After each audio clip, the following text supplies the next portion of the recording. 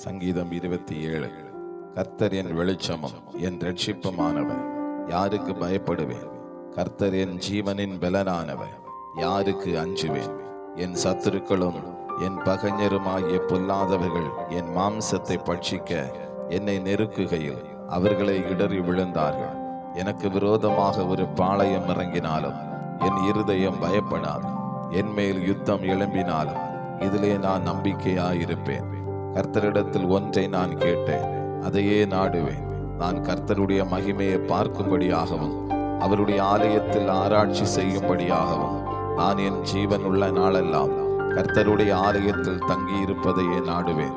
தீங்கு நாளில் அவர் என்னை தம்முடைய கூடாரத்தில் மறைத்து என்னை தமது கூடார மறைவிலே ஒளித்து வைத்து என்னை கன்மலையின் மேல் உயர்த்துவார். இப்பொழுது என் தலை என்னை சுற்றிலும் இருக்கிற என் சத்துருக்களுக்கு மேலாக உயர்த்தப்படும்.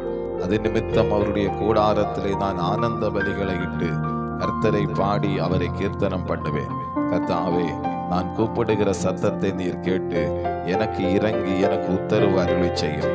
என் முகத்தை தேடுங்கள் என்று சொன்னீரே, உம்முடைய முகத்தையே தேடுவேன் கர்த்தாவே என்று என் இருதயம் உம்மிடத்தில் சொல்லிற்று. உமது முகத்தை எனக்கு மறையாதையும், நீர் கோபத்துடன் உமது அடியேனை விலக்கி போடாதையும்.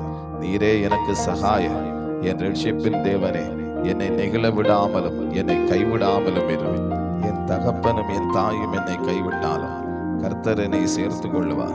கர்த்தாவே, உமது வழியை எனக்கு போதித்து என் எதிராளிகள் நிமித்தம் செவ்வையான பாதையில் என்னை நடத்தும். என் சத்துருக்களின் இஷ்டத்துக்கு என்னை ஒப்புக்கொடாதையும். பொய் சாட்சிகளும் ஆக்கிரமித்து சீறுகிறவர்களும் எனக்கு விரோதமாய் எழும்பி இருக்கிறார்கள். நானோ ஜீவனுள்ளோர் தேசத்திலே கர்த்தருடைய நன்மையை காண்பேன் என்று விசுவாசியாதிருந்தால் கெட்டு போயிருப்பேன். கர்த்தருக்கு காத்திரு, அவர் உன் இருதயத்தை ஸ்திரப்படுத்துவார். திடமனதாயிருந்து கர்த்தருக்கே காத்திரு.